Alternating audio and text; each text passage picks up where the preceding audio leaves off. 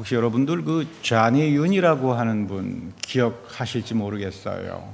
아마 70년대 미국에서 참 한국 사람으로서 아시아를 대표해서 날렸던 분입니다. 지미 칼슨 쇼 같은데 아주 유명한 그런 쇼에 나와서, 그래서 지난주는 그분에 대한 그 유튜브를 보면서 그분이 지미 칼슨 쇼에 와서 그런 말을 하더라고요. 목택동이 문화혁명 당시에 하도 먹을 게 없어가지고 그 소련에다가 식량을 보내주시오 그랬더니 소련에서 응답이 Fasten your seat belt, 허리띠를 졸라매라. 그래서 목택동이 허리띠를 보내주시오. 졸라맨 허리띠도 없었던 모양이에요. 근데 이제 이분이 젊었을 때는 참 정상을 구가했는데 지금은 말년은 아주 병으로 고생하고 요양원에서 참 말년이 안 좋다 그럽니다. 좋은 삶이라고 하는 건 뭘까? 사람들이 좋은 삶을 살기 위해서 다 노력합니다. 그래서 좋은 삶을 살기 위해서는 돈을 많이 벌어야 된다. 그래서 열심히 사업을 하기도 하고요. 좋은 삶을 살기 위해서는 공부를 많이 해야 된다. 그래서 학박사가 되기도 하고요. 아무튼 사람들은 다 좋은 삶을 살기 위해서 애를 쓰는데, 이 심리학자들은 좋은 삶은 이미 결정이 된다 그래요. 내가 좋은 삶을 살기 위해서 노력해가지고 얻어지지 않는다는 게 결론입니다. 이게 어떻게 결정이 되느냐?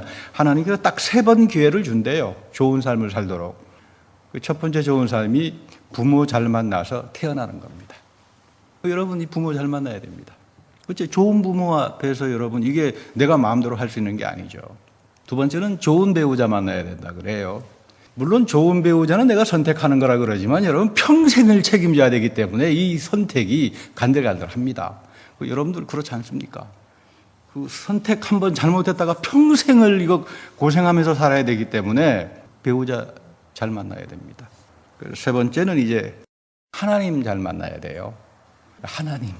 근데 하나님 여러분 만나려면 어차피 교회에서 만나야 되니까 인생 말년에 교회 잘 만나야 됩니다. 그래야 이제 정말 복된 삶은 마지막 좋은 교회에서 영원한 생명을 사모하고 그렇게 영적으로 충만한 인생을 살다가 하나님 앞에 가는 거. 우리 몸의 부활을 통해서 영원한 생명으로 이어지는 거. 이게 여러분 가장 좋은 복된 삶입니다. 최근에 조지 부시 대통령께서 화가가 됐어요. 그래서 아주 감동이 큽니다. 근데 그림은 보니까 잘 못 그리더라고요. 근데 아무튼 열심히 그려요. 그래서 이제 화가가 되셔가지고, 제가 대통령 때는 별로 좋아하지 않았습니다, 조지 부시를. 근데 이제 대통령 이후의 삶이 보니까 좋아요. 책도 하나 썼습니다. 그래서 PBS에서 이제 인터뷰를 하는데 이분이 하는 이야기가, 자기는 자기 아버지 대통령에게 배웠던 가장 소중한 게 뭐냐 하면, 아버지하고 어머니 바바라 부시가 그렇게 사이가 좋았답니다. 싸움도 많이 하셨겠지만 78년을 해로하셨다 그래요. 그래서 자기도 소원이 어머니 아버지처럼 자기 부인 로라하고 평생을 싸움도 하고 살겠지만 잘 살고 싶다. 이게 이제 자기 소원이라고 합니다. 사실 우리가 하나님 말씀을 사랑하고 그 말씀으로부터 위로를 받고 그리고 하나님의 품에서 영원한 생명으로 이어지는 신앙의 삶이라고 하는 게, 여러분, 교회를 안 다니는 사람은 그 가치를 모를지 모르지만 이미 성령을 통해서 믿음의 세계와 은혜의 세계를 아는 사람들에게는 가장 중요합니다. 마지막 때 이 삶이 나를 최고의 복된 삶으로, 최고의 형통하는 삶으로 인도할 거다. 그렇지 않습니까? 오늘 바울은 빌립보서 2장 12절에서요. 말씀에 대해서 순종하는 삶이 구원이다. 이렇게 연결합니다. 우리가 이제 구원이라고 하는 걸 여러 차례 제가 말씀드렸습니다만, 구원? 죽어서 천당 가는 거지. 이렇게 생각하지 말자 그랬습니다. 성경에서 구원을 뭐라고 말하는가? 성경으로부터 배우자. 이 성경에서부터 구원을 어디까지 말하는가? 그까지 쫓아가야죠. 내 생각은 좀 접어두고. 대단히 구원을 다양하게 말합니다, 성경은. 근데 성경에서 가장 1차적인 구원을 죄 사함으로 말합니다. 믿음 생활의 시작이라고 하는 것은 죄로부터 내가 하나님 앞에 용서함을 받았다. 근데 여러분, 이게 쉽지 않습니다. 우리가 다 잘난 사람이지 무슨 죄인입니까? 근데 믿음이라고 하는 것은 죄에 대해서 그 깊은 차원을 체험하는 데서부터 비로소 믿음이 무엇인지 그리고 은혜가 무엇인지 알게 됩니다. 그리고 구원이라고 하는 것은 죄 사함으로부터 온다. 사실 성경에서는 죄를 지으면 마지막 귀결이 사망이라 그러잖아요. 그러니까 우리는 지금 다 사망을 당해 있어야 되는데 저 자신도 돌이켜보면 별로 짧은 인생은 아닙니다만 나름대로 이제 좀 살았지 않습니까? 저도 돌이켜보면 그 죄 지은 게 많거든요. 그러면 전 죽어야 돼요. 성경식으로 말하면 죄의 삭은 사망이잖아요. 그런데 안 죽고 지금 이렇게 뻔뻔하게 목회도 잘하고요. 이게 결국은 뭐냐 하면 내가 죽어야 되는데 대신 죽은 사람이 있어요. 그게 하나님이다 이 말이죠.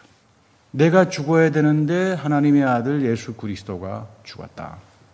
이 부분을 우리는 인간적인 능력으로는 깨닫지 못합니다. 그래서 죄사함이라고 하는 건 성령을 통해서 하나님이 끊임없이 우리를 어디로 데려가나 하면 십자가 앞으로 세웁니다.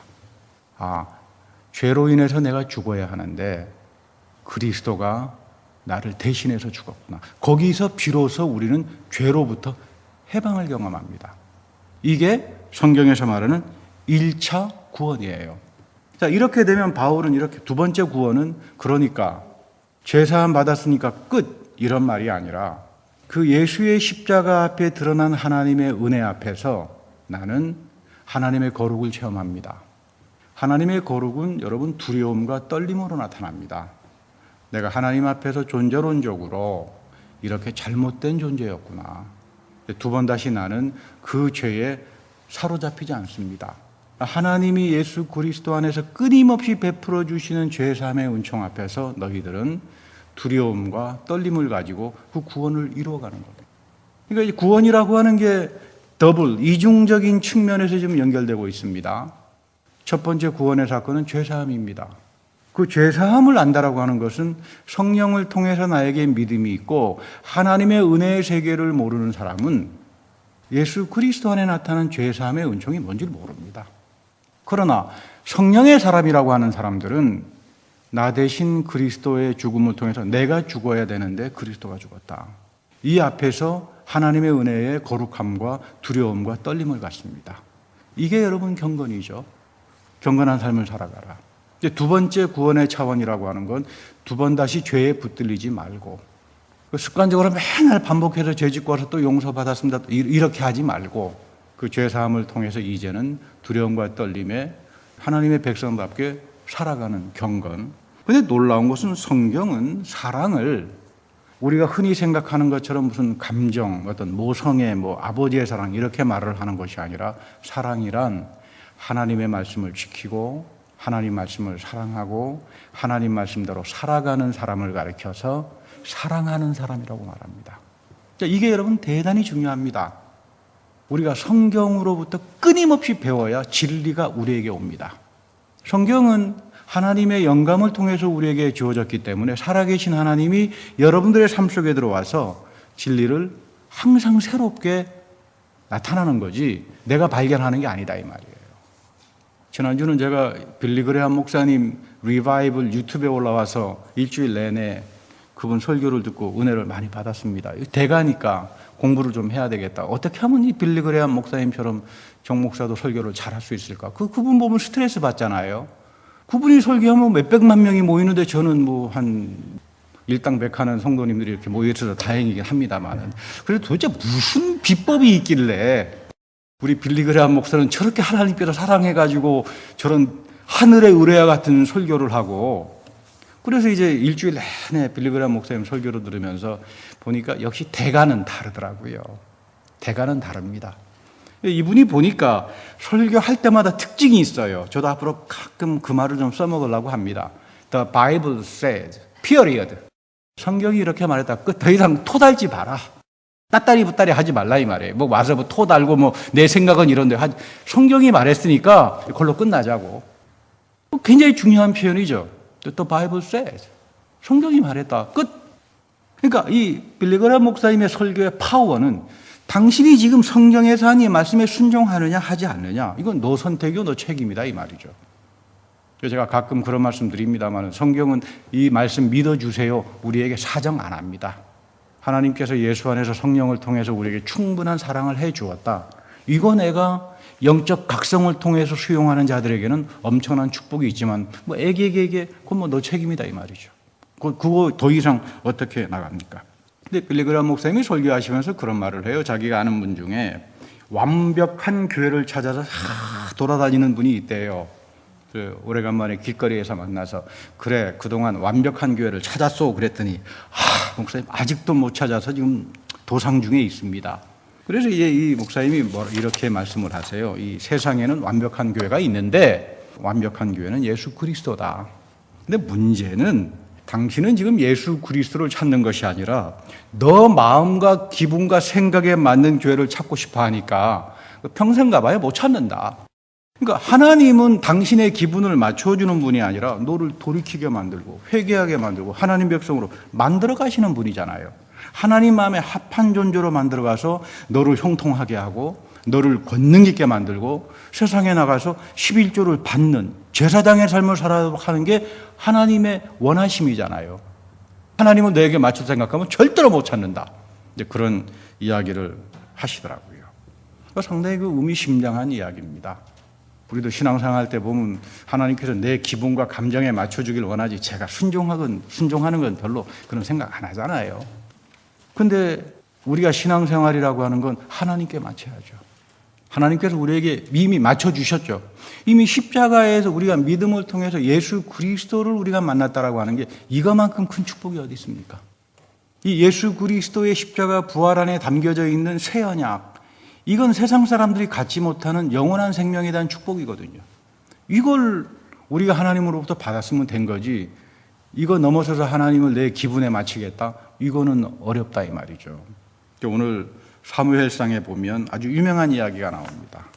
여러분들 신앙생활하면서 미스바 대각성 이제 운동이라는 말을 많이 들어보셨을 겁니다만은 이 재미있는 게 미스바 사건에서 기도하기 위해서 모였는데 그때 블레셋 사람들이 쳐들어와요. 그래서 하나님께서 이 블레셋 사람들을 격퇴시키는 사건이 바로 미스바 사건입니다. 이 사무엘상 이 전후를 찾아보면 이스라엘 백성들이 참 엉터리예요. 하나님 말씀을 가르쳐주는 사람도 없고 말씀에서 떠나기 시작하니까 결국은 마음이 부패하기 시작합니다. 사람이 마음이 부패하면 우상숭배하게 됩니다. 우상숭배가 여러분 성경에만 나오는 이야기가 아니라 오늘 우리 삶에서도 그대로 나타납니다. 그러니까 전쟁이 벌어지니까 언약궤 들고 나가가지고 무슨 언약궤가 마술이나 무슨 신비한 힘을 발휘하는 것도 아닌데 그랬다가 언약궤까지 뺏기고 아주 곤란을 당한 그런 스토리가 이전에 나옵니다. 그런데 사무엘이 영적으로 재생시킵니다. 하나님 말씀을 가르치기 시작하고 기도를 가르치기 시작하고 그러다가 블레셋 백성들이 쳐들어오니까 야 다시 언약궤 들고 나가서 전쟁하자 이런 사람들은 아무도 없고 사무엘에게 기도해달라. 우리가 하나님 앞에서 기도를 하고 그리고 하나님께서 우리에게 쳐들어오는 블레셋 사람들을 막아주신다. 영적으로 이게 확 달라지는 거예요. 사람들이 변화가 된다 이 말이에요. 하나님의 성품이 그래요. 하나님이 여러분들을 만날 때 여러분들의 외적인 거 먼저 해결하지 않습니다. 나에게 지금 요즘 뭐 자식 간에 이런 문제가 있는데 내 인생에 이런 공공함이 있는데 하나님께서 그 공공함을 먼저 해결하는 것이 아니라 여러분들의 영적인 상태를 먼저 해결합니다. 바로 세웁니다. 우리 이사야에서 말씀하는 것처럼 하나님과 우리 사이에 항상 가로막혀 있는 게 죄예요. 우리로서는 이 가로막혀 있는 죄의 현실을 끌어내리지 못합니다. 하나님이 걷어내 주셔야 돼요. 그러려면 끊임없이 우리는 성령을 통해서 그리스도 안에 나타난 하나님의 사랑과 죄사함과 그 은혜 앞에 서야 됩니다. 그랬을 때 비로소 하나님이 내 육신적인 문제, 내 세상적인 문제 이런 것들을 해결해 나가지 절대로 거꾸로 언약궤를 들고 나가서 이깁시다. 내 외적인 문제 해결하면 하나님께서 뭐 열심히 믿겠습니다. 그렇게 해가지고 하나님께서 해결을 하지 않습니다. 오늘 예수님께서도 성령이 오시면 요한복음에서 아주 유명한 말씀을 하시죠. 기억나게 한다. 기억나게 합니다. 성령의 사람은 기억하는 사람들이에요. 근데 뭐 성경 공부 시간에도 제가 말씀드렸습니다만 그 기억이 내가 옛날에 했던 좋은 기억만 나면 참 좋겠는데 못된 짓 했던 것만 자꾸 기억납니다. 성령께서 오시면. 5살 때 개구쟁이 짓 했던 것부터 시작해서 그거 다 잊어버린 건데도 또 기억나게 하고요. 참 사람 존재가 하나님 앞에서 이게 내가 아무것도 아니로구나. 이 기억나게 하는데 이 과거의 사건들을 기억나게 하고 끊임없이 새로워지게 합니다. 기억나서 두 번 다시 내가 과거의 죄의 길에 붙들리지 않는다. 하나님 앞에서 내가 두려움과 떨림을 가지고 살아가게 한다. 그래서 오늘 생각할 것은 사무엘이 여기에 돌비를 세웁니다. 기념비를 세웁니다. 이 미스바와 센 사이에 하나님께서 우리가 기도하고 사무엘이 가리키는 말씀을 쫓아 순종했을 때 하나님이 블레셋 군대들을 격파시켰다. 그래서 기억하게 합니다. 성경 전체를 한 줄로 요약한다면 기억입니다. 하나님의 은혜를 기억하고 살아가라. 근데 이스라엘 백성들은 망각의 천재들입니다. 잊어버리면 이 사람들은 마음이 부패해집니다. 마음이 부패해지면 우상숭배로 갑니다. 오늘 이 기념비를 세운다는 사건 속에는 이 에벤에젤이죠. 하나님이 여기까지 도와주셨다. 여기까지 도와주신 이 하나님이 앞으로도 내가 영적으로 기도 생활과 말씀과 하나님의 다스림을 받고 살아가는 사람들에게는 끊임없이 하나님께서 에벤에젤의 하나님이 될 거다. 이거 너희들도 기억하고 너희 후손들도 기억하고 살아가라. 참 중요합니다. 우리가 믿는 하나님은 에벤에젤의 하나님입니다. 여러분들의 삶을 그리고 이 교회의 삶을 지금까지 도와주시는 겁니다. 우리가 인생에서 살아계신 하나님의 에벤에젤을 체험하고 사는 사람들은 두려움과 떨림이 뭔지를 압니다. 하나님이 거룩한 분이라고 하는 걸 알게 됩니다. 그러니까 경건하고 말씀에 순종하고 사랑하는 삶을 살아가게 되는 거죠. 일본 사람들 히로시마에 원자탄이 떨어져서 그곳에 가보면 기념비 공원이 있다 그래요. 불타버린 건물들을 그대로 놔두었습니다. 한 40만 명이 죽었다 그래요. 우리가 못된 짓 했다. 우리가 일제시대 때 못된 짓 해서 전쟁을 일으켰다가 미국으로부터 원자탄 맞아가지고 40만 명이 죽었으니까 두 번 다시 전쟁하지 마라 너희들은. 이 전쟁이 참혹스럽다. 우리 독일 같은 경우는 더 심합니다. 제가 유럽에서 공부할 때 독일 교회에서 저에게 장학금을 줬기 때문에 1년에 4번씩 이렇게 초청을 해서 독일 교회 중요한 데를 다 이렇게 여행시키고 토론회하고 한 일주일간 교육 여행을 합니다. 한 번은 그 홀로코스트 때 유대인들이 죽었던 그 포로 수용소를 찾아간 적이 있는데 들어가서 그 다큐멘터리 필름을 보니까 그날 전 점심을 못 먹었어요. 속이 뒤집어져 가지고요. 근데 토론을 하는데 그 독일 목사님이 인솔을 하셨던 독일 목사님이 아주 흥분하면서 그런 말을 해요. 이 지금 현재 포로 수용소가 너무 이렇게 치장이 많이 되어 있다. 그 옛날 모습 그대로 돼 있어야지. 독일에는 법으로 정했습니다. 홀로코스트 때 범죄를 저지른 사람은 기한이 없습니다. 평생이에요. 발견되게 되면 우리 범죄를 저지르게 되면 10년 동안 딱 숨어 있으면 되잖아요. 그래서 우리 이스라엘 백성들도 11계명이 있다 그러잖아요. 11번째 계명. 죄를 짓되 들키지 마라. 그러면 여러분 이건 괜찮다. 근데 독일은 홀로코스트는 숨기지도 못해요. 여기에 관여되면 평생 영원법입니다. 영원법. 못 고칩니다. 이 정도로 엄하게 하는데 그 이유는 다른 게 아닙니다. 우리 후손들이 역사라고 하는 건 반성하는 거죠. 이런 잘못된 길로 갔다가 이런 우상숭배의 길로 갔다가 우리 선배들이 우리 조상들이 이 엄청난 끔찍한 일을 당했구나. 하지 말아야 된다. 기억이라고 하는 거 여러분 참 중요합니다. 우리가 시편을 보면 다윗이 종종 그런 기도를 할 때 있어요. 주님, 주님의 은혜를 나에게 거두어 가지 마십시오. 왜 다윗이 자꾸 주님의 은혜를 한결같은 사랑을 거두어 가지 마십시오. 주님의 얼굴을 나에게 돌리지 마십시오. 왜 이런 기도를 했을까? 다윗도 믿음의 그 참 깊이를 달렸던 사람이지만 항상 자기가 말씀으로부터 빗나가기 시작할 때 이가봇 현상을 경험했어요. 내가 말씀으로부터 떨어져 나가기 시작할 때 주님이 떨어져 나가 버립니다. 항상 하나님께서 성령은 말씀과 더불어 역사하잖아요. 그래서 우리가 성경이 성령의 영감에 의해서 쓰여졌다 그러잖아요. 디모데후서 3장 16절의 말씀입니다만은 이 하나님의 성령이 내가 말씀을 등한시하고 말씀으로부터 떠나기 시작하고 말씀을 우습게 생각하고 순종하지 않을 때 이가봇 현상이 나타나는 겁니다. 하나님이 나를 떠나버렸다. 우리 구약에서는 가장 무서운 현실이 이가봇입니다. 하나님의 성령이 나를 떠나버렸다. 그러니까 복된 삶을 살려면 항상 하나님의 성령이 우리와 함께 해야 돼요. 내 마음과 영혼과 몸을 지켜주셔야 되고 나에게 끊임없이 성경을 통해서 하나님의 진리를 깨닫게 해주셔야 되고 그래서 나를 하나님 앞에서 합한 자로 만들어가는 거지. 여러분 인간이라고 하는 것은 한때는 굉장히 마음이 옥토박 같기도 합니다.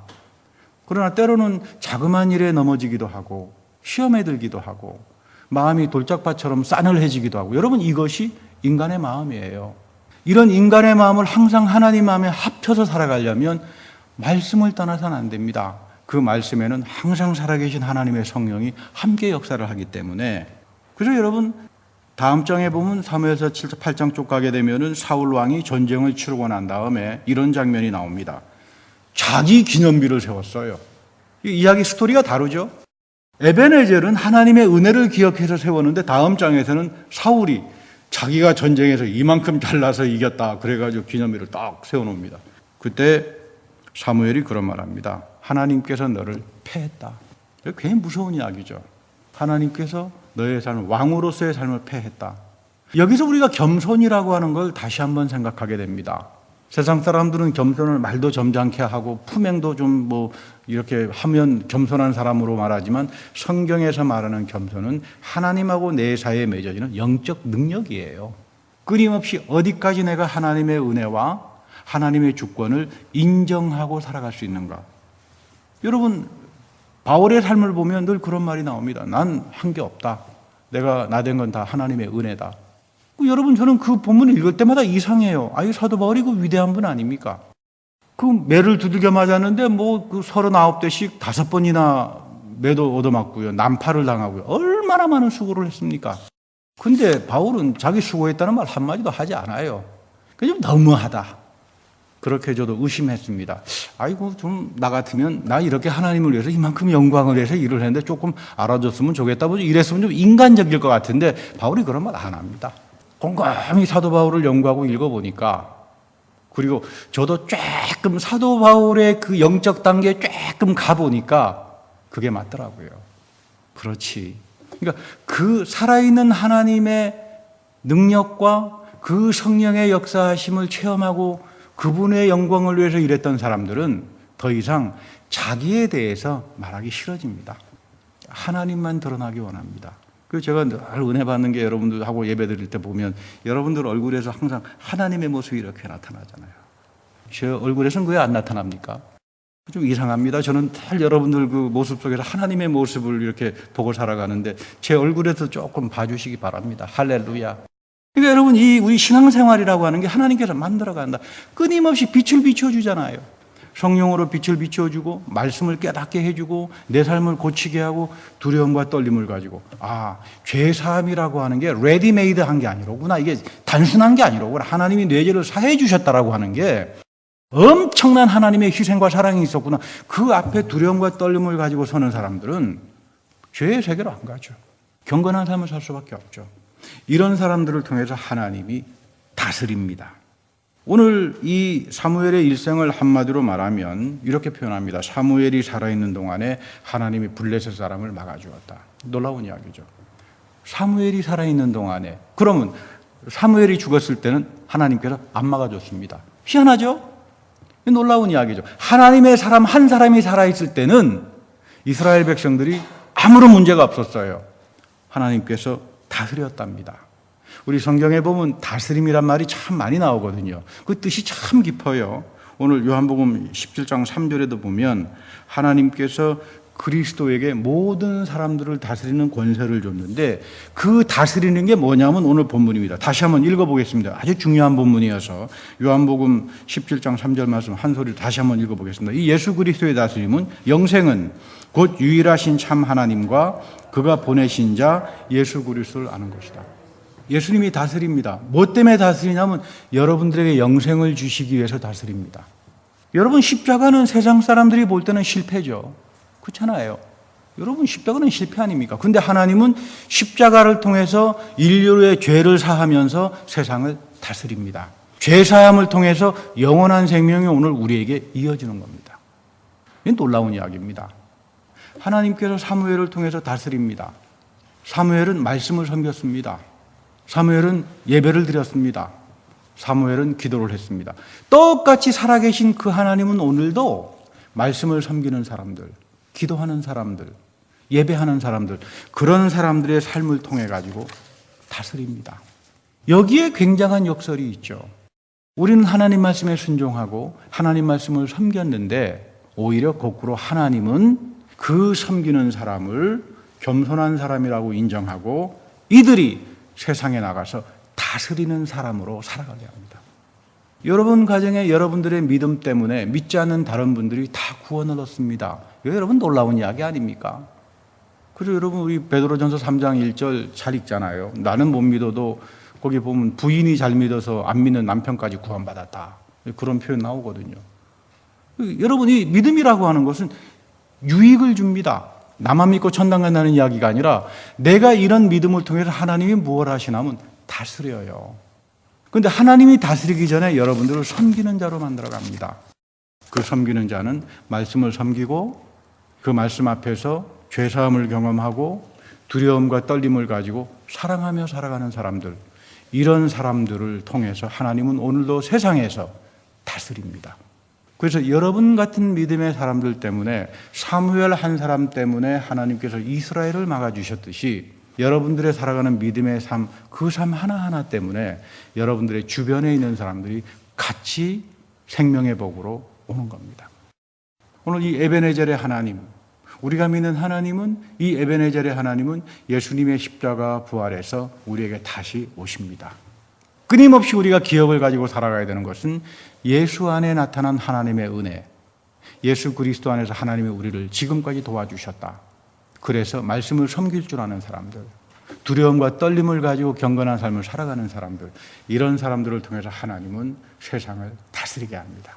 나는 여러분들이 세상에서 이런 다스림의 축복에 가하는 그런 분들이 되기를 기도합니다. 다 같이 기도하겠습니다. 하나님, 우리는 세상에 나가서 권세를 가지고 물질을 많이 가지면 다스리는 것으로 생각하지만 하나님은 다르게 말씀하십니다.